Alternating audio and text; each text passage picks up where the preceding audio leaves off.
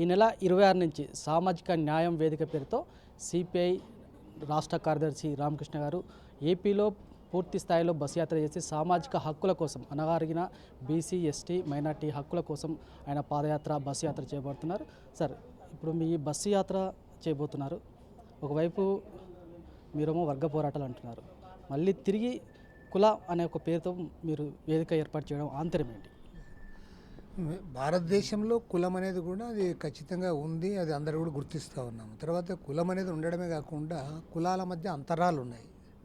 పై కులము, కింది కులము, తర్వాత అంటరానితనము, ఇవన్నీ కూడా ఉన్నాయి. కాబట్టి ఇవన్నిటిని కూడా కమ్యూనిస్ట్ పార్టీ గుర్తించింది. అదేవిధంగా మన పార్టీ నాయకులు గుర్తించడమే కాకోకుండా మనం ప్రతి సందర్భంలో కూడా అణగారిన వర్గాల తరఫునే పార్టీ కూడా నిలబడతా ఉంది. ఇప్పుడే కాదు, పార్టీ పుట్టినప్పటి నుంచి కూడా మనం చూస్తే ప్రతి సందర్భంలో కూడా అట్టడుగు వర్గాల వారి తరఫున నిలబడి పోరాడిన పార్టీ ఏదైనా అంటే అది కమ్యూనిస్ట్ పార్టీ మాత్రమే. కానీ ఇటీవల కాలంలో కొన్ని కుల రాజకీయ పార్టీలు కూడా రావడం వల్ల వారి అంటే ఈ ప్రజలు కూడా సమీకృతులై కమ్యూనిస్ట్ పార్టీ కూడా బలహీనపడింది. తర్వాత ప్రాంతీయ పార్టీలు రావడము, ప్రాంతీయ ఆస్పిరేషన్స్ వాళ్ళు చెప్పడంతో కూడా ఇదైంది. తర్వాత కాంగ్రెస్ పార్టీకి వ్యతిరేకంగా కొన్ని పార్టీలు ఉద్భవించడం, అదేవిధంగా కాంగ్రెస్ వ్యతిరేక ఓటు కూడా మా నుంచి దూరమైంది. కాబట్టి అంటే కమ్యూనిస్ట్ పార్టీ కులాన్ని గురించి మాట్లాడుతుంది, అంటరానితనం గురించి మాట్లాడుతుంది, అణగారిన వర్గాల గురించి మాట్లాడుతుంది అంటే మేము మా వర్గ దృక్పథాన్ని వదిలిపెట్టినామని కాదు. వర్గము, కులము రెండు కూడా కలగాపులగంగా భారతదేశంలో ఉన్నాయి. కాబట్టి ఆ రెండు అంశాలపైన కూడా మనం చేస్తాము. కొన్ని సందర్భాల్లో ఆర్థిక పోరాటాలు చేస్తాం. ఆర్థిక పోరాటాలు చేసే క్రమంలో అప్పుడు కులాన్ని మనం చూడం. ఎందుకంటే ఒక ఫ్యాక్టరీలో కార్మికులు ఉంటారు. కార్మికులు 1000 మంది పనిచేస్తూ ఉంటారు. ఈ 1000 మందిలో అనేక రకాల కులాల వాళ్ళు ఉంటారు. అనేక రకాల మతాలను అవలంబించే వాళ్ళు కూడా ఉంటారు. కాబట్టి ఆ సందర్భంలో యాజమాన్యానికి వ్యతిరేకంగా బోనస్ కొరకు, లేదంటే వాళ్ళ జీతాల పెంపుదల కొరకు మనం పోరాటం చేసినప్పుడు అక్కడ కులం అనేది అడ్డు రాదు. కులాన్ని గురించి ప్రస్తావన కూడా రాదు, లేదా మతాన్ని గురించి కూడా ప్రస్తావన రాదు. రామకృష్ణ గారు, అంటే ఇప్పుడు మీరు 40 రోజుల పాటు బస్సు యాత్ర చేయబోతున్నారు. అంటే బస్సు యాత్రలో ప్రజలను అవగాహన పెంచడం కోసం ఎవరెవరు వస్తున్నారు దీని వెనకాలంటే రామకృష్ణ గారు అంటే సిపిఐ ఉంది. అలాగే మీతో పాటు ఇంకేమైనా హక్కుల వేదికలు కానీ ఇంకేమైనా రాజకీయ పార్టీలకు సంబంధించిన పార్టీలు కానీ సంస్థలు కానీ వస్తున్నాయి? ఇప్పుడు మేము రేపు 21వ తేదీ నాడు విజయవాడలో సమావేశం ఏర్పాటు చేస్తూ ఉన్నాం. ఆ సమావేశంలో దళిత సంఘాలు, గిరిజన సంఘాలు, మైనారిటీల నాయకులు, వెనుకబడిన కులాలకు సంబంధించిన నాయకుల్ని అందరినీ కూడా ఆహ్వానిస్తున్నాం. వాళ్ళందరితో కూడా కమిటీ వేయబోతున్నాం.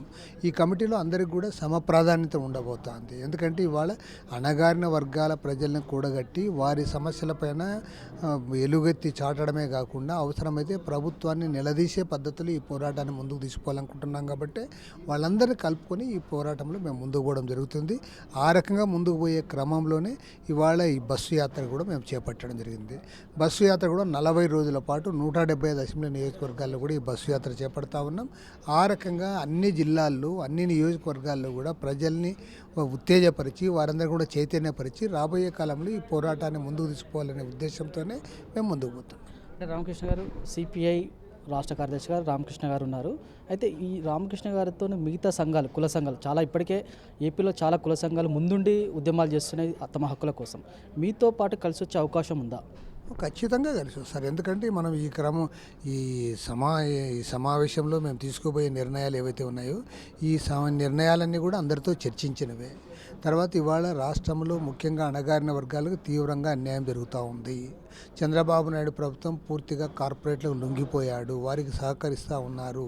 వారు ఆస్తులు పెంచుకునే విధంగా ఇవాళ ప్రయత్నాలు జరుగుతూ ఉన్నాయి. 70 ఏళ్ళ స్వతంత్రం తర్వాత కూడా ఈరోజు ఎవరైనా బాగుపడ్డారు, ఎవరైనా లబ్ధి పొందారంటే అది అగ్రకులాల వారే లబ్ధి పొందారు, వారే లాభపడ్డారు, వాళ్ళే ఆస్తులు కూడబెట్టారు, వారే అభివృద్ధి చెందుతూ ఉన్నారు. కాబట్టి ఈ అన్ని విషయాలు ఇవాళ అణగారిన వర్గాల ప్రజలు గమనిస్తూ ఉన్నారు. ఆ సంఘాల వారు కూడా గమనించారు.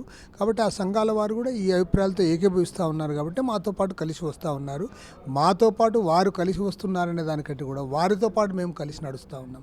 నూతన రాజకీయ అంటే వచ్చే 19 ఎన్నికల నాటికి కొత్త రాజకీయ వేదిక ఏమైనా రావచ్చా ఈ యొక్క హక్కుల వేదిక నుంచి?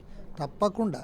ఎందుకంటే ఇవాళ వామపక్షాలు సిపిఐ, సిపిఎం ప్రధానంగా ఈ అణగారిన వర్గాల ప్రజలందరూ కూడా కూడగట్టి వీళ్ళందరినీ కూడా మేము చేరదీసి అందరితో కలిసిమెలిసి నడుస్తూ మేము ముందుకు పోయే క్రమంలో ఖచ్చితంగా రాజకీయాల్లో మార్పు వస్తుంది.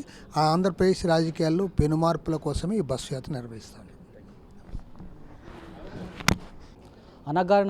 అణగారిన వర్గాల ప్రజల హక్కుల కోసం సిపిఐ రాష్ట్ర కార్యదర్శి రామకృష్ణ చేపడుతున్న ఈ బస్సు యాత్ర ద్వారా ప్రజల్లో చైతన్యం తేవడంతో పాటు వచ్చే సాధారణ ఎన్నికల్లో కొత్త రాజకీయ శక్తిని ఏర్పాటు చేయడమే ఈ ప్రధాన ఉద్దేశమని రామకృష్ణ గారు చెప్తున్నారు.